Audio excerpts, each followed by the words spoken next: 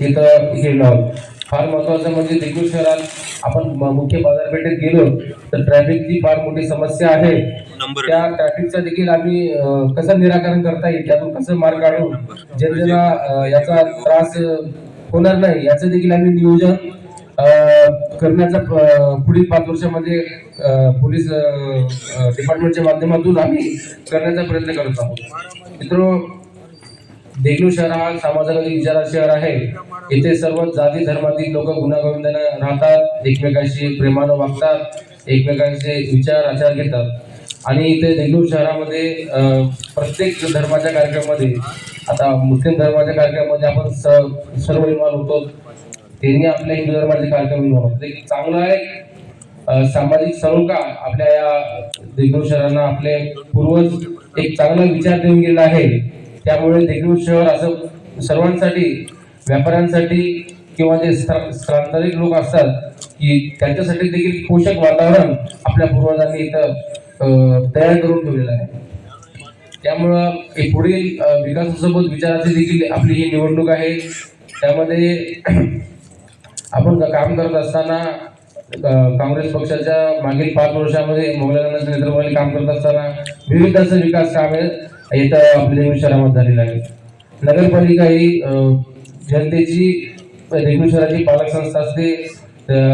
जे ज्या जनतेचे प्राथमिक जे गरजा असतात ते नगरपालिकाचा प्राथमिक हक्क असतो की त्याचा तो पूर्ण करावा. रस्ते, नाली, पाण्याचा प्रश्न असेल, पददिव्याचा प्रश्न असेल, हा सर्व मोगलांच्या नेतृत्वाखाली त्यांनी पूर्ण करण्याचा प्रामाणिक प्रयत्न केलेला आहे.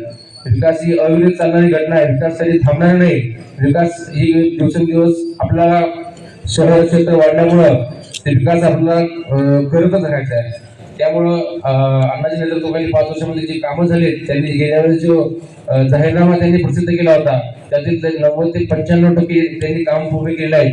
त्यामुळं जाहीरनाम्यासोबत इच्छापूर्तीचं जे हे आहे त्यांनी देखील ते जाहीर केलेलं आहे.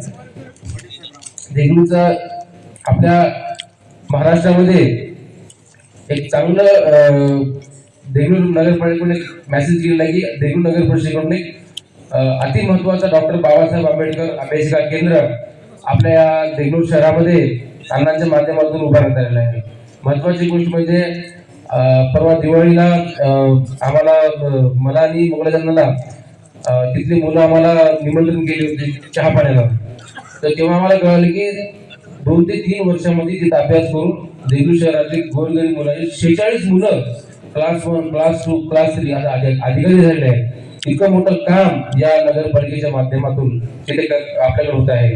आणि आमच्या जाहीरनाम्यामध्ये तो पण उल्लेख केलेला आहे तिथं मुलींची संख्या देखील जास्त अभ्यास करण्यासाठी, म्हणून आम्ही आमच्या जाहीरनाम्यामध्ये पुढील 5 वर्षामध्ये मुलींसाठी स्वतंत्र अभ्यासिका केंद्र आम्ही तिथे उभारणार आहोत.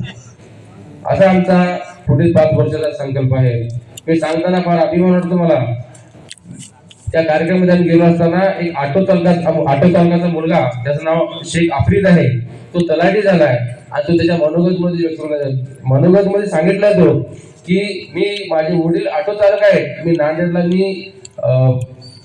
देगलूरमध्ये तेवढा पोषक वातावरण स्पर्धा परीक्षा होता, नांदेडला जाऊन रूम करून अभ्यासिका फीस भरून करायची माझी ऐपत नाही, पण या अभ्यासिका केंद्रामुळं मी इतका अभ्यास केलो आणि मी लागलो, त्याच्यामुळं त्यांनी त्यांची भावना व्यक्त केल्या आहे. त्यामुळं माझ्या भाषणात बोलताना अण्णाला म्हणले की अण्णा तुम्ही 40 लाख तुम्ही जे खर्च केलात अभ्यासिका केंद्रासाठी, ते खर्च नसून तुम्ही गुंतवणूक केलात. ते गुंतवणूकमुळे आज आपले मुलं घडत आहेत. ते भाषणाच्या म्हणजे खूप चांगली चर्चा त्या सर्व विद्यार्थ्यांनी आमच्या मध्ये झालेली आहे. असं विविध क्षेत्रामध्ये काम आमच्या माध्यमातून करण्यात येत आहे. आता आमची पांडू पटेल यांनी सांगितलं, एक सर्वांची इच्छा होती छत्रपती शिवाजी महाराजांचा आशीर्वाद पुतळा व्हावा. अण्णांच्या नेतृत्वाखाली आम्ही सर्वजण तो पूर्ण झालेला आहे. डॉक्टर बाबासाहेब आंबेडकरांचा पुतळा उभारण्यात आलेला आहे. अण्णा साठेचा पुतळा उभारण्यात आलेला आहे. महात्मा गांधी यांच्या पुतळ्याचं एक चांगलं सुशोभीकरण इथं करण्यात आलेलं आहे. असं विविध जाती धर्मातील जे विचारवंत आहेत त्यांचे स्मारक उभारण्याचा प्रयत्न केलेला आहे. म्हणजे देगलूर शहराचा विकास करत असताना देखील सामाजिक आणि सांस्कृतिक वारसा जपण्याचाही इथं काम करण्यात आलेलं आहे. आता आमचे जे उमेदवार दिलेले आहेत नगरसेवक पदाचे, नितीश पाटील नेहमी 24 तास ते लोकात राहतात. लोकांची समस्या काय जाणून घेतात, सोडायचा प्रयत्न करतात. असं आमचे इथे उमेदवार आहेत. आता आमची विरोधता पाटील जे आहेत त्यांची मातोश्री थांबले, त्याने एक वकील म्हणून चांगला अनुभव त्यांना या शहरामध्ये आहे. शहरामध्ये आहे त्यांचा. म्हणजे आम्ही उमेदवार देत असताना देखील उच्च शिक्षित उमेदवार दिलेला आहोत. आणि कुठं कुठं आता उमेदवार देत असताना आम्ही हमालाच्या बायकोला देखील आम्ही उमेदवार दिलेला आहे. एका मिस्त्रीच्या मुलाला देखील उमेदवार दिलेला आहे. म्हणजे प्रत्येक घटकातला माणूस नगरपालिकेमध्ये नगरसेवक म्हणून तिथं प्रतिनिधित्व करता येऊन प्रत्येक क्षेत्रातला माणूस तिथं त्यांची व्यथा त्या नगरपालिकेत मांडता यावं.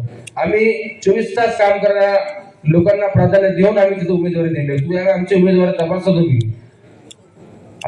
म्हणजे आमचे 24 तास काम करतात, तुम्ही तपासून बघा आणि तुम्ही त्यांचे उमेदवार तपासून बघा. एकदा आमचेही बघा आणि त्यांचेही बघा. आता शहरामध्ये आता काय माहित नाही कोणत्या विषयावर विकासाचा मुद्दाच भरकडलाय. आता दुसऱ्याच काहीतरी विषयावर ही निवडणूक नेण्यात येत आहे. व्यापाऱ्यांना भीती दाखवण्यात येत आहे. समाजामध्ये तीर निर्माण व्हावं असा प्रयत्न करण्यात येत आहे. पण प्रभाग क्रमांक 12 जनता आपण फार सुजाण आहात, आपण फार जाणकार आहात. त्यांनी विविध मार्गाकडे ही निवडणूक घेऊन जाण्याचा करत आहेत. तरी आपण त्यांच्या कोणत्याही भूत्यागाला बळी न पडता आपण विकासाच्या मुद्द्यावर देगलूर शहरासाठी कोण चांगलं काम करू शकतो आणि काम करून दाखवलेलं आहे ह्या लोकांना तुम्ही विचार करून मतदान करा असं मी विनंती करतो. देगलूर शहर फार प्रसिद्ध शहर आहे. धुंडा महाराजांचा वारसा आहे शहराला आहे. महाराष्ट्रामध्ये या शहराची ओळख आहे. पण मी एवढंच कळकळीची विनंती तुम्हाला करतो की विरोधी पक्षाची लोक आमच्या विरोधात जी लढत आहे त्यांची पार्श्वभूमी काय, त्यांचे व्यवसाय काय, हे सर्व तुम्ही विचार करून तुम्ही मतदान करा. त्यांच्या हाती जर देगलूर शहर गेला तर महाराष्ट्रामध्ये देगलूर शहराची फार मोठी बदनामी होऊ शकते. हे तुम्ही विचार करून तुम्ही मतदान करा. तुम्ही जाणकार आहात, मी तुम्हाला जास्त कन्व्हिन्स करण्याची गरज नाही मला. पण कधी तुमच्यासमोर मनमोकळं पुढची परिस्थिती काय निर्माण होऊ शकते हे विचार करून तुम्ही मतदान करा. तुम्ही एवढंच मी बोलतो. आणि येणाऱ्या 2 डिसेंबरला आपल्याला मतदान करायचं आहे. राष्ट्रीय काँग्रेस पक्षाने नगराध्यक्षपदाच्या उमेदवारासहित सर्व प्रभागातील 27 नगरसेवक उमेदवार आपल्याला दिले आहेत.